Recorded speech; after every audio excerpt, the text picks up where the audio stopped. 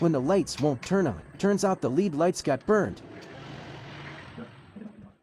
Before buying a new one, I will try to fix and reuse it completely, replacing some parts with cheaper one but likely safest. Check the outcome. Owner loves it. What you think?